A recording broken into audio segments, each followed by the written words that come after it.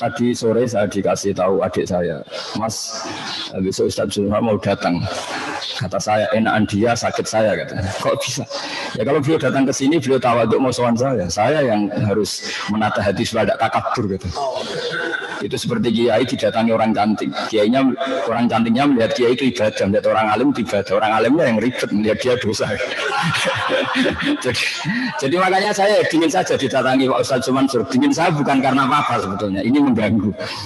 Karena kayak tadi, kamu seorang kiai top, ada seorang perempuan datang tanya bab haid misalnya. Yang tanya benar kan? Melihat wajah kamu benar, melihat orang alim itu ibadah gini. Kamu yang masalah kan? Jadi, nah ini saya omongkan biar Pak Ustadz Zulfa mikir supaya nggak datang ke sini lagi karena itu mengganggu, mengganggu perasaan seperti itu. Al-Fatihah.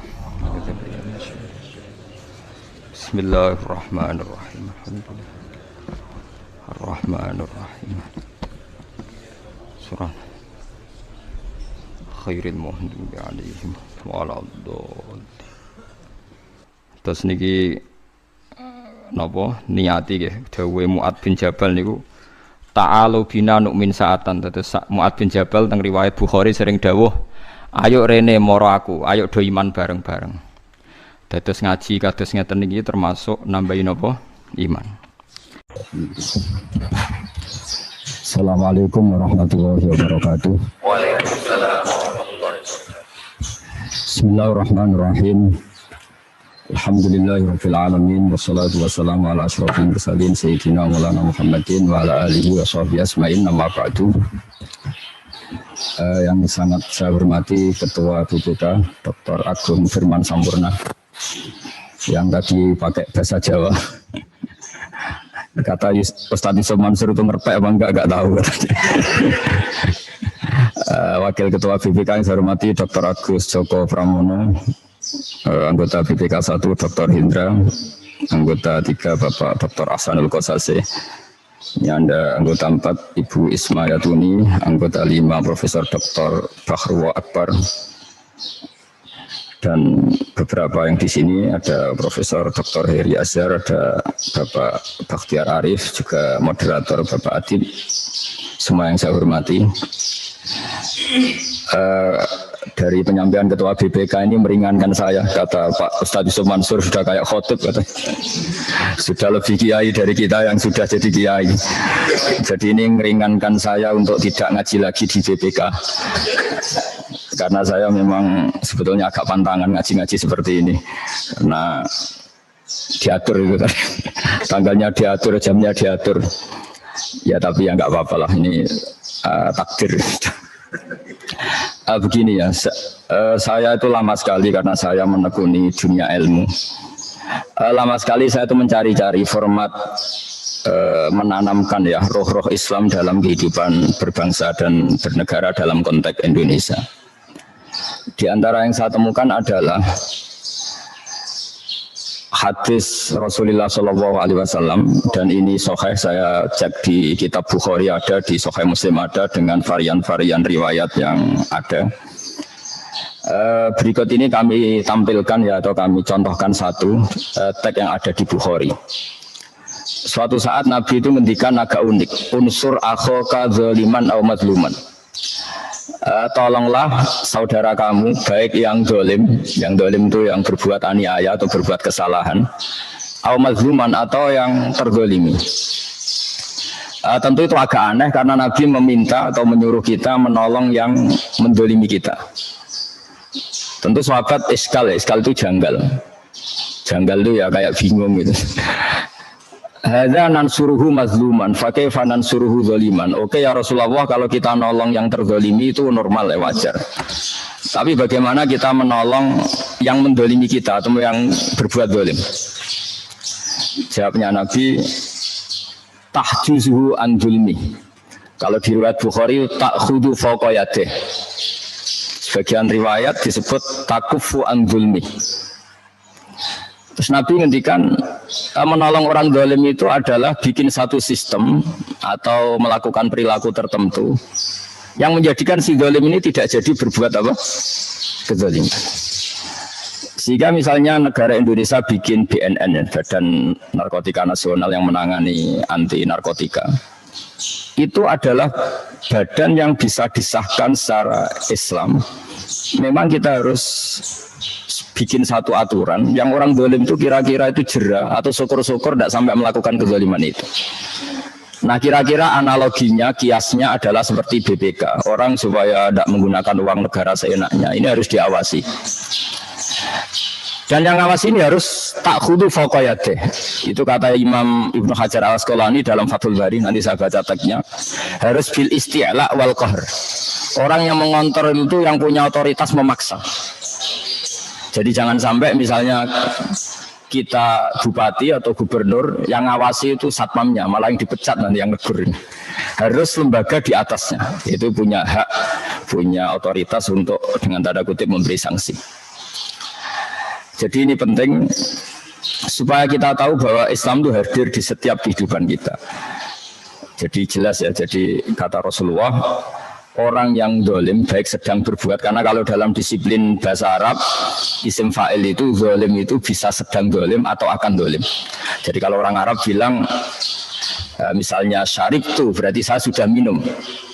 Tapi kalau asyrobu bisa saya sedang minum atau akan minum. Begitu juga di isim fa'il. Zolimun sedang zolim atau akan zolim. Nah yang akan atau sedang dan akan ini harus diawasi oleh satu institusi atau lembaga atau otoritas yang di atasnya. Supaya syukur-syukur kezoliman ini tidak pernah terjadi. Atau kalau kadang terjadi diberi sanksi supaya menjadi efek jerah pada yang lain. Jadi ini supaya kita dapat berkahnya ngaji, karena ini kitab yang paling sahih setelah Al-Quran. Saya baca asli teksnya dalam kitab Bukhari. Ini di kitab saya halaman 387 juz 2 kitab Fathul Bari. Teks dalam Bukhari berbunyi begini. Hadatsana Musaddad, hadatsana Mu'tamir an Humaid an Anas radhiyallahu anhu qala Rasulullah sallallahu alaihi wasallam unsur akhaka zaliman aw mazluman. Kalau ya Rasulullah hadza nansuruhu mazluman fa kaifa nansuruhu zaliman. Terus qala ta'khudhu fawqa yadih. Terus dalam sarah disebutkan oleh Ibnu Hajar Al-Asqalani, beliau terus cerita sekian riwayat dalam makna yang sama. Qauluhu ta'khudhu fawqa yadih. Terus beliau ngendikan wa fi riwayati Mu'ad an Humaid indal Ismaili yakufuhu anil zulmi fa dzaka nasruhu iya. Terus dalam beberapa sarah dijelaskan qala al-Baihaqi ma'nahu anna adz-dzalim mazlumun fi nafsi fa yadkhulu fi radul mar'i an dzulmihi li nafsi. Terus di sini disebutkan bil isti'la wal qahri. Jadi yang punya otoritas melarang itu harus orang-orang yang punya kekuasaan. Jadi misalnya BPK, entah saya tidak tahu mekanismenya apa, terus dilaporkan polisi, ditangani pihak yang berwajib ketika melihat satu kesalahan. Nah ini penting supaya kita tahu bahwa syariat Islam itu sebetulnya bukan hanya menyangkut orang yang mencuri terus harus dipotong tangannya terus sesuai sanksi-sanksi itu. Ada aturan dalam Islam yang mungkin saat kita tidak sempurna, memang kita tidak pernah sempurna. Itu ada kaidah yang disebut al-maisur la yasqutu bil ma'sur. Ini memang saya sengaja akan matur secara fikih. Jangan sampai agama ini menjadi alat analisis tapi kemudian tidak ada riwayat.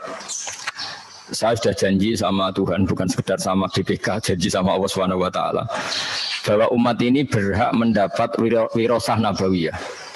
Jadi kalau saya ngaji tidak pakai kitab, itu artinya Anda mendapat pendapat saya. Anda mendapat makalah saya, Anda mendapat ide saya.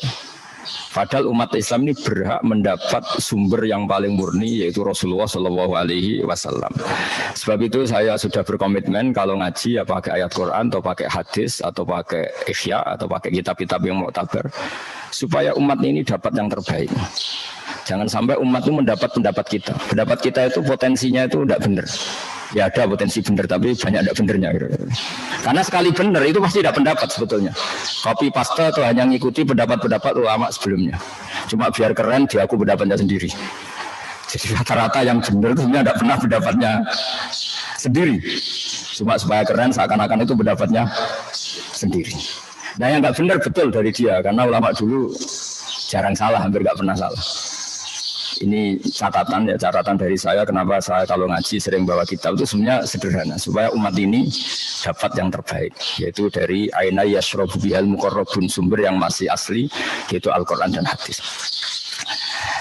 Nah, dalam masalah BPK saya sering guyon sama Mas Adib. Anda jadi pegawai BPK ya harus istighfar kata saya. Karena bahasa kasarnya itu lembaga harus uzon. Karena kalau ada orang bupati kok hidupnya agak boya-boya, ini pakai uangnya siapa?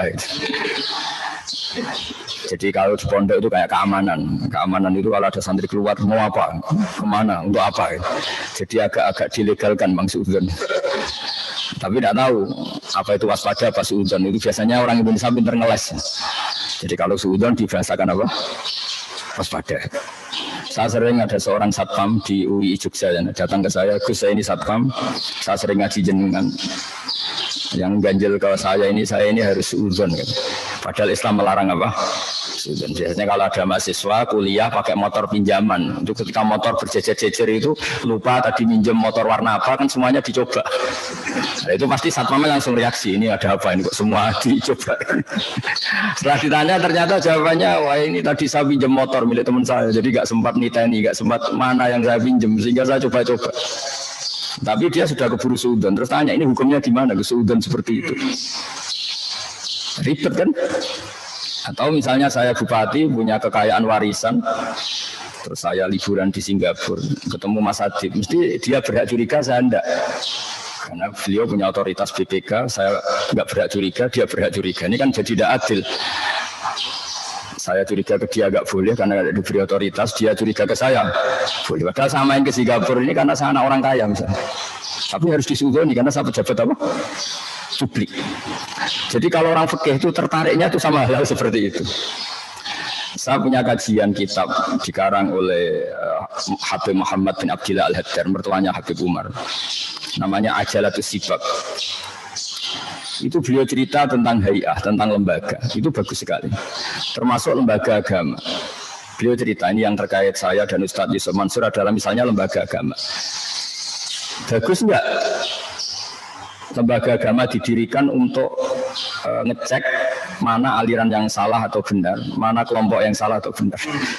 Jawabannya lucu ya agak menggelitik. Di antaranya begini jawabannya. Ya kalau Anda misalnya di Iran, terus kemudian dibacakan satu teks alaikum bi jama'atil muslimin atau alaikum bil jamaah wa man sadza finnar, ya perasaannya orang Iran tuh ya Syiah karena mayoritas itu Syiah. Tapi kalau dibaca di Arab Saudi ya mayoritas itu Wahabi. Jadi kira-kira NU ya tersangka, Muhammadiyah tersangka. Tapi kalau dibaca di Indonesia selain NU Muhammadiyah atau selain ormas-ormas yang besar ya jadi tersangka karena mayoritas ya itu, yang lainnya minoritas. Itu jadi memang agak jelimet dalam agama ini. Karena kita ngeklaim misalnya ikuti kelompok mayoritas yang siapa di negara mana. Jadi ini kan orang BPK kan orang-orang pinter-pinter. Jadi tak mengkaji yang agak-agak jelimet. Jadi apalagi ini ada Ustadz Yusuf Mansur, jadi agak mikir lah, biar agak mikir. Jangan kira karena saya diminta terus saya akan bilang datang ke Kiai Surga, melihat Kiai Surga, itu kenaan sampean. Ini mikir dulu, jadi ada itu. Itu makanya kita ini mikir kalau hadis itu dibaca di Iran, kira-kira alaikum bil jamaah mayoritas, ikuti mayoritas itu kira-kira siapa coba? Syiah. Kalau dibaca di Arab Saudi, wah. Nah, yang ribet kalau dibaca di negara yang abangan, mayoritas ya orang abangan. Sebab itu ini pentingnya ulama. Ulama akan terusik oleh teks-teks seperti itu terus mendikan bil jamaah yakni al-haq. Wa in kana nafaran qalilan. Artinya pengikut kebenaran. Karena kebenaran itu adalah hakikat yang dihitung Allah. Meskipun secara lahir jumlahnya sedikit. Jadi misalnya gini, bumi ini kan luas sekali. Itu yang dalam pandangan Allah mestinya nazari riayah. Itu hanya orang-orang yang sujud, yang baca Quran. Kalau boleh GR ya yang kita-kita inilah yang dilihat. Sehingga dalam hadis qudsi masyhur itu Allah ngendikan, saya melihat penduduk bumi, kemudian saya ingin mengadab mereka karena mereka berbuat maksiat, curang, gini. Tapi ketika saya melihat ada yang sujud, ada yang baca Quran, ada yang bertasbih, kemudian azab itu saya urungkan. Artinya yang dianggap jamaah oleh Allah adalah orang yang bereksistensi terhadap kebenaran, meskipun jumlahnya sedikit. Tapi sedikit ini yang dilihat Allah. Jadi ibarat misalnya saya punya anak yang saya cintai, ikut bis, semuanya pemabuk, semuanya orang maksiat. Terus malaikat Israel lah, atau malaikat bagian panitia musibah misalnya. Ini mobil mau saya hancurkan, mau saya gulingkan. Pasti yang dipertimbangkan Allah. Tapi jangan, di situ ada anaknya orang soleh misalnya, atau ada orang soleh. Meskipun jumlahnya satu dibanding mayoritas tadi yang 50, tapi ini yang dipertimbangkan. Nah, di sini pentingnya ayat wa ma kana Allahu liyu'adzibahum wa anta fihim. Jadi Allah tidak akan menyiksa komunitas besar. Di situ masih ada nabi. Nah, nabi itu bisa fisik, zaman nabi hidup tentu itu fisik, atau tidak fisik. Misalnya mahabbatu Rasulullah sallallahu alaihi wasallam fi qulubihim. Nabi tidak wujud secara fisik, tapi keberhadirannya ada di hati kita. Itu juga menjadi alasan lah kira-kira dibahasakan gitu. Allah tidak menyiksa wa ma kana Allahu liyu'adzibahum wa anta. Jadi contoh analogi paling gampang, Anda misalnya melihat orang Jakarta karena misalnya banyak maksiat, terus Anda ingin Jakarta kena adab. Tapi kalau di situ ada anak kamu, ada putri kamu, ada santri kamu, ada orang-orang yang kamu cintai, tentu ingin nggak kena adab. Meskipun orang yang benar ini minoritas. Begitu juga misalnya Rembang juga gitu, semua contoh seperti itu.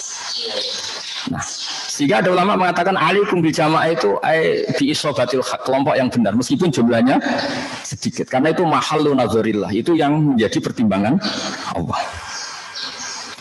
Makanya di sebuah riwayat disebutkan laula rijalun ruk'aun wasubyanun ruddaun wa bahaimu rutta'un la subabna alaikumul adzab subba.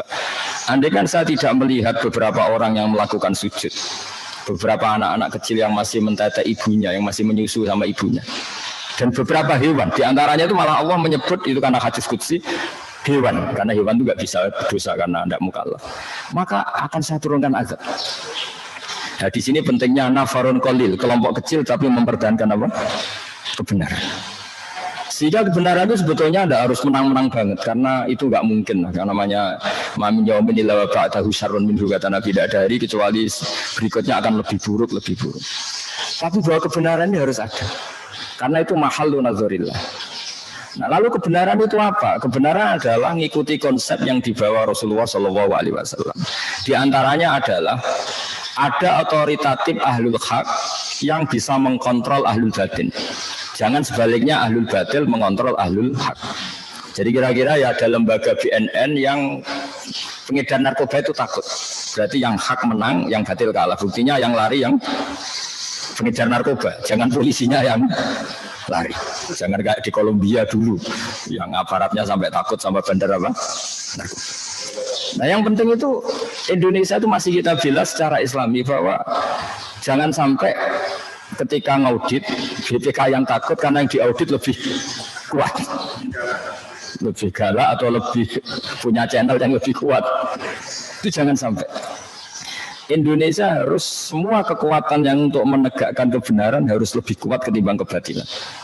Nah, ini yang disebut wala yumakkinanna lahum dinahumul ladzi irtadha lahum wa la yubaddilannahum min ba'di khaufihim amna. Jadi ciri utama kemenangan agama adalah otoritas kebenaran ini punya kekuatan tamkin, punya kekuatan mendikte pada yang batil, jangan dibalik. Jadi kira-kira ya kalau ada preman yang premannya lari dari Satpol PP, jangan dibalik, karena premannya menguasai area perapatan itu, Satpol PP-nya yang lari. Begitu juga dalam kebenaran-kebenaran yang lain. Misalnya saya tahu, misalnya Ustadz Sumarso sangat mencintai Quran, sangat mensyariatkan Quran. Ini juga harus punya kebenaran otoritatif. Jangan sampai ulumul Quran ini dibajak oleh orang-orang yang tidak ahlinya. Tidak ahli itu macam-macam, mungkin nggak pernah mencintai Quran sampai menghafal, mungkin macam-macam lah, tidak ahli. Sehingga dalam sebuah hadis unik, Nabi itu pernah menghentikan kepada Mu'adz bin Jabal, inna akhwafa ma akhafu ala ummati, saya yang paling saya takutkan kepada umat saya itu diantaranya kata Nabi fitnatul Quran, fitnah orang mengkaji Quran. Sahabat kaget, kenapa ya Rasulullah? Ketika Quran itu dibuka secara transparan, secara terbuka, itu kalau ahli baru wal fajir, orang baik ya baca, orang fajir juga baca. Akhirnya orang munafik, orang fajir ini mengkaji Quran, kemudian untuk mendebat orang-orang baik. Masyhur itu di Quran banyak cerita ketika Nabi menerangkan kodok kodar, ketika Nabi dengan asiknya ngendikan Masya Allah kana wa malam yasa lam yakun. Mereka juga jawab, wa qala alladziina asyraku law syaa Allahu ma asyrakna. Ya kalau gitu Muhammad kita syirik ya kersane Allah, kita miskin ya kersane Allah, kita maling juga kersane Allah, ngapain Anda larang-larang? Yang unik dalam ilmu sosial, orang-orang kafir itu kalau disuruh Nabi, itu orang-orang miskin itu kasih makan. Ya Muhammad, tentu mereka manggilnya jangkar. Ya Muhammad, itu sudah direncanakan Tuhan memang miskin dia. Jadi kalau saya beri makan itu merusak rencana Tuhan. Artinya kodok kodar itu dipakai alat untuk menolak syariat. Makanya masyhur itu kan wa idza qila lahum anfiqu mimma razaqakum wa qala alladziina kafaru lil ladziina amanu anut'imu mal law yasha'u atama. Masa saya ngasih makan orang yang andekan Allah menghendaki ya dikasih makan. Allah tidak ngasih makan, bukti kalau rencana Tuhan memang dia miskin, dia kelaparan. Jadi seperti ini saya ngajar di BPK itu kalau menurut mereka haram. Mereka nggak paham agama misalnya, itu sudah dalam rencana Tuhan. Ya biarkan saja tetap nggak paham, ikuti aja rencana Tuhan. Jadi kalau BPK nangkap koruptor itu ya salah. Mereka korupsi itu sudah direncanakan Tuhan, sudah ada tulisannya kalau dia itu koruptor. Kalau Anda udah atik merusak rencana, nanti gantian BPK yang jawab, saya menangkap Anda juga dalam rencana Tuhan. Jadi artinya gini, ilmu itu apapun baiknya, di tangan orang yang nggak baik itu yang menjadi tidak baik. Tidak gampang ngelola ilmu itu. Sehingga tadi sore saya dikasih tahu adik saya, Mas, besok Ustaz Zulhah mau datang. Kata saya, enakan dia, sakit saya. Kata. Kok bisa? Ya kalau beliau datang ke sini, beliau tawaduk mau sowan saya yang harus menata hati supaya tidak takabur. Gitu. Itu seperti kiai didatangi orang cantik. Kiainya, orang cantiknya melihat kiai itu ibadah, melihat orang alim itu ibadah. Orang alimnya yang ribet, melihat dia dosa. jadi makanya saya dingin saja didatangi Pak Ustaz Mansur. Dingin saya bukan karena apa-apa sebetulnya. Ini mengganggu. Karena kayak tadi, kamu seorang kiai top, ada seorang perempuan datang tanya bab haid misalnya. Yang tanya benar kan? Melihat wajah kamu benar, melihat orang alim itu ibadah gini. Kamu yang masalah kan? Jadi, nah ini saya omongkan biar Pak Ustadz Zulhah mikir supaya nggak datang ke sini lagi karena itu mengganggu perasaan seperti itu. Tapi nanti kebalikannya kalau yang saya datang ke sana lah itu baru keren saya karena saya tawaduk harus jadi bagus. Makanya kemarin ketika Pak Kures nelpon saya ingin saya datang ke Jakarta karena beliau sepuh, saya langsung datang. Karena itu dengan cara itu saya lebih baik. Beliau sepuh, beliau habib, beliau alim ya saya sowan. Sebenarnya saya juga pernah diminta kapan-kapan beliau mau ke sini tapi saya mikir waduh ribet ini. Ribet ini maksudnya. Lebih mengganggu. Karena nanti beliau terlalu benar, saya terlalu salah. Jadi itu ilmunya ulama. Jadi Quran juga gitu. Kita ini mikir Islam ini dibawa kemana? Kalau kita ngomong Islam secara serius, nanti bagi orang awam menjadi tanfir. Jangan kira sering baca Quran itu dibenarkan Nabi terus ya tidak juga. Kadang yang sering baca itu malah salah. Karena konteksnya sosial. Misalnya gini, ini cerita dalam hadis. Ada petani yang tentu sibuk ngerawat piaraannya atau ngerawat tanamannya. Makmum ke Mu'ad. Mu'ad ini ahli Quran masyhur. Dia bacanya Quran enak terus panjang. Singkat cerita si petani ini mufarokoh itu melepas ikatan sholat dengan imam, kemudian dia meneruskan sholatnya sendiri, itu sah dalam fikih. Mu'ad tersinggung, kemudian bilang nafaqah fulan, ini orang munafik, diajak sholat secara baik dan benar malah lari mufarokoh. Akhirnya dua orang ini lapor kepada Rasulullah, yang satu lapor, ya Rasulullah ini Mu'ad gak benar. Ngimami di daerah pertanian kok bacanya Baqarah. Kita akhirnya terganggu pekerjaan kita. Itu dulu petani aja terganggu, apalagi kalau kernet, apalagi kalau subur. Terus, tapi uniknya apa? Yang disalahkan Nabi itu yang Mu'ad. Afattanun anta ya Mu'ad. Kamu ini tukang fitnah. Inna minkum munafirin. Kamu ini menjadikan orang lari dari Quran. Gara-gara kamu baca panjang, akhirnya orang ini kecelok lari dari Quran. Jadi tidak gampang ngelola kebenaran. Jadi yang disalahkan Nabi itu yang Mu'ad, bukan yang karena menyebabkan orang lari dari Quran karena kelamaan. Makanya saya sering cerita ke kiai-kiai, kalau Anda tahlil jangan lama-lama. Nanti orang tuh bosan sama la ilaha illallah. Sebenarnya bosan sama Anda, tapi Nah, Anda kuat lama karena Anda aktornya kan. Iya kan kita misalnya yang ngomong kan kita aktor mesti betah, tapi yang dengerin corong Jawa gak lakon, ngapain lama-lama usah ada lakon. Makanya saya kalau ngaji di mana-mana itu mesti cepat, tak jamin. Makanya tidak usah khawatir lama-lama, ini pasti saya cepat. Saya betah lama karena saya aktor, tapi kalau sampai karena kemungkinannya sampai itu dua. Kalau paham ya ingin nggak lama-lama karena sudah paham. Kalau tidak paham namanya nggak paham ya nggak asik. Kadang setengah paham setengah enggak, ini yang ribet. Jadi saya mohon semohon-mohonnya ngelola Islam di Indonesia. Kalau kita mutabakhir, kalau kita cukup punya bacaan, itu masih bisa cari padanan-padanan itu dalam referensi Islam. Yaitu diantara ciri utama agama diridani Allah adalah wala yumakkinanna lahum dinahumul ladzi irtadalahum wa la yubaddilannahum min ba'di khaufihim amna. Dulu yang memperlihatkan Islam takut sama orang kafir karena orang kafir mayoritas. Dulu ketika banyak begundal, banyak preman, orang yang soleh takut sama preman.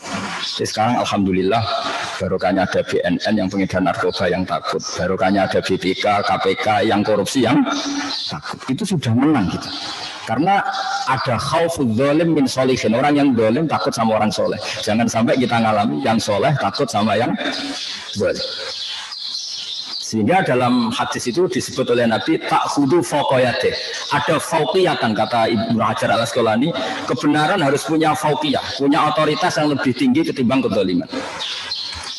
Nah, caranya gimana kalau dalam dunia sosial? Dalam dunia sosial itu kita bikin satu komunitas mayoritas dan sehingga itu menjadi kebenaran yang luar biasa. Saya tadi malam sama Gus Yofur sama putra-putra Mbah Mun banyak di sarang tadi malam sampai malam. Itu di antara kajian kita adalah kesuksesan banyak tokoh kita, mulai Mbah Hasyim, Mbah Ahmad Dahlan sampai semuanya lah. Tokoh-tokoh kita mulai dulu Jamiah Khairiyah dan semuanya lah yang berjasa. Itu dulu ketika mendirikan NU itu saya pernah diceritani Gus Hasib putra Mbak Wahab pernah main ke sini. Aku mau kepengen pejabat itu sholat gitu. Singkat cerita, suatu saat beliau ke sini sama saya cerita-cerita ringan, terus saya cerita agama di Indonesia itu sudah menang. Kenapa? Sekarang nyalon bupati kok terkenal tidak sholat, itu pasti kalah. Apapun kaya Anda pasti kalah. Terkenal nyuwun sewu selingkuh pasti kalah. Artinya ada tolok ukur agama yang menjadi ukuran kamu dipilih atau tidak dipilih. Jadi tanpa kita memaklumatkan negara Islam, tapi nilai-nilai Islam ini sudah bahkan jadi ukuran sebagai tolok ukur apa? Politik. Kamu risih kan dengan pimpinan Anda misalnya nyuwun sewu orang yang nggak sholat, yang nakal, yang ini itu pasti nggak nyaman. Artinya apa? Nilai-nilai agama di Indonesia itu sudah, alhamdulillah sudah menjadi nilai politik. Ada bupati di Rembang atau gubernur kok terkenal nggak sholat, itu pasti nggak kepilih. Terkenal apa zalim atau terkenal otoriter, terkenal menyepelekan orang kecil, pasti nggak dipilih. Artinya sudah ada ukuran yang tahu-tahu kebenaran agama ini sudah menjadi apa? Ukuran. Nah itu sudah benar karena ketika Allah Ta'ala wa'mur bil urfi, urf itu sesuatu yang mudah dikenalin. Jadi kebenaran kita di Indonesia sudah soro urfian, menjadi sesuatu yang mudah dikenalin. Karena maknanya ma'ruf itu arafahul aqlu wasyar'u. Yang dikatakan mungkar adalah angkarahul aqlu wasyar'u. Sehingga kebenaran itu menjadi wa'tamiru bainakum bima'ruf. Usahakan kebenaran menjadi nilai bersama. Iktimar itu kalau ilmu soroh mengatakan sorol khairu mu'tamaron bainakum. Sesuatu itu menjadi urusan bersama. Di Indonesia itu alhamdulillah orang yang apapun kayanya kok terkenal gak sholat itu gak akan kepilih. Orang gak nyaman sama Tuhan aja gak takut, apalagi sama KPK, apalagi sama BPK. Mesti perasaannya orang seperti itu. Nah itu tidak gampang menciptakan suasana seperti itu. Nah saya minta Pak Ustadz Yusuf Mansur semuanya yang mencintai Quran juga gitu. Kita terus mengkaji Quran seluas-luasnya sampai orang yang nggak ahli itu malu ngomong atau memang ngomongnya nggak didengar. Bukan karena kita ingin menang-menangan, nggak, semua sesuatu biar kembali ke ahlinya. Ya saya ulang lagi, biar sesuatu itu kembali ke ahlinya. Jangan mentang-mentang artinya jamak itu mengumpulkan sholat terus jamaknya asar sama maghrib. Ya ada yang jamak asar itu sama maghrib. Karena yang dimaksud jamak itu mengumpulkan dua sholat. Terus qasar itu meringkas sholat dari 4 menjadi 2, maunya diambil 50%. Akhirnya subuh diambil 50% ya satu. Tapi barokahnya aturan jamaah itu dipraktekkan guru-guru kita, rombongan bis jamaah apa-apa ini. Mereka tahu, oh ternyata jamaah itu hanya zuhur dan asar, asar dengan zuhur, maghrib dengan isya. Jadi kebenaran itu menjadi amron urfian, sesuatu yang jadi konsensus. Nggak boleh kamu benar sendiri, itu namanya kitmanul ilmu. Saya banyak baca tafsir. Itu kalau mengutarakan kebenaran yang masyhur ini, misalnya tafsir Jalalain, tafsir Munir, itu indah sekali. Misalnya ketika ada ayat, jika kamu bepergian dan kamu ingin mengqashar sholat, falaisa alaikum junahun an taqsuru minas sholat. Itu kalau umumnya tafsir an taqsuru minas sholat itu ya dari 4 menjadi 2. Ya kita tahu kalau zuhur diqashar dari 4 menjadi apa? 2. Tapi sebetulnya itu tafsir yang kurang luas. Kata banyak ulama mufassir yang lebih luas. Qasrun itu artinya mencendak atau meminimalkan dari aturan yang banyak menjadi aturannya sedikit. Jadi dari 4 menjadi 2 itu juga qasrun. Dari 4 menjadi 2. Atau dari aturan itu 4 menjadi 2 itu juga qasrun. Misalnya aturan normalnya sholat itu orang nggak boleh kena najis. Tapi ketika perang atau ketika dalam kondisi darurat, zaman kita misalnya dulu perang Mesir Belanda, itu boleh kita sholat bersama membawa senjata yang ada apa? Najisnya. Begitu juga aturannya sholat tentu nggak boleh nggak madhep kiblat. Tapi di sholat siddatil khawfi dalam kondisi tertentu boleh sholat tidak menghadap apa? Kiblat. Itu juga namanya antak suruh minas sholat. Itu juga namanya qasrus sholat. Karena maknanya sama, dari 4 menjadi 2, dari aturannya banyak menjadi sedikit. Dulu aturannya sholat misalnya nggak boleh ada gerakan banyak. Tapi di kondisi tertentu kayak kita dulu zaman ngusir penjajah, harus ada gerakan banyak. Misalnya kamu tengah sholat mau ditembak, harus lari dan nggak harus membatalkan apa? Sholat. Itu yang disebut fa'in khiftum farijalan aw rukbana. Nah, orang-orang ahli Quran harus terus ngomong seperti ini supaya Quran kembali ke marwahnya, ke ahlinya. Kalau enggak, nanti yang tidak ahli pun ngomong dan itu bahaya. Jadi saya ulang lagi, nah saya mohon BPK juga seperti itu. Ini memang lembaga yang benar-benar lembaga audit. Dan harus punya al-qudrah wal isti'la. Hanya qudrah itu kemampuan ditakuti. Satu, pakai otoritas negara, misalnya polisi. 2, memang kamu bersih. Apapun kekuatan Anda, kalau Anda tidak bersih itu orang itu mesti tidak takut. Aneh-aneh Pak sok suci, saya sendiri tahu data Anda. Mitra korupsi Anda itu teman saya punya datanya. Mesti kamu takut. Meskipun kamu punya backing, tapi kalau digituin kan takut. Jadi untuk tidak takut itu bukan sekedar dengan makna kekuatan negara, tapi juga Anda sendiri punya perilaku yang menjadi orang lain itu takut. Jadi itu hebatnya Islam. Jadi kita masih bisa nyari-nyari dalil tentang kenapa harus ada BNN, harus ada KPK, harus ada BPK. Memang ininya Islam itu ada syaukatus soleh ala zalim. Orang soleh yang punya otoritas mengalahkan orang apa? Zalim. Jangan sampai orang zalim yang punya otoritas mengalahkan orang apa? Soleh. Sehingga kenapa Nabi semuanya harus menang? Sebenarnya Nabi itu gak ingin menang. Semua Nabi itu orientasinya akhirat. Tapi kenapa semua Nabi di akhirnya menang? Supaya al-haq ini harus ada aja al-haqu wa zaqal batil. Begitu seterusnya sampai urusan tauhid. Terakhir ini saya mencontohkan tauhid supaya kita dapat berkahnya insyaallah. Semoga semua kita husnul khatimah. Logika tauhid kata Ibnu Hajar al-Asqalani itu juga harus al-hujjatul balighah. Qul falillahil hujjatul balighah. Argumentasi yang kelima, yang final. Sebab itu logika atau argumentasi oleh Allah sebagian disebut sultanan. Sultan itu raja, raja itu mengalahkan rakyatnya. Sehingga logika yang benar Allah menyebut sultanan. Sultan itu logika, hujjah. Nah kenapa itu penting? Kata banyak ulama, jangan sampai logika batil itu menyelimuti pikiran banyak orang, kemudian mengalahkan logika hak. Misalnya dulu kita tahu kalau baca sejarah, orang-orang Gerwani itu kalau didik anak-anak kecil, ayo pejamkan mata, ayo minta permen sama Tuhan. Terus Tuhan saya minta permen, terus nggak dapat permen. Lama-lama, ayo sekarang pejamkan mata, minta sama bu guru, dikasih. Berarti yang ada bu guru, yang Tuhan tidak ada. Itu dulu jalan. Tapi sekarang, barokahnya ada guru-guru tauhid yang di musola-musola, di surau-surau, di madrasah-madrasah.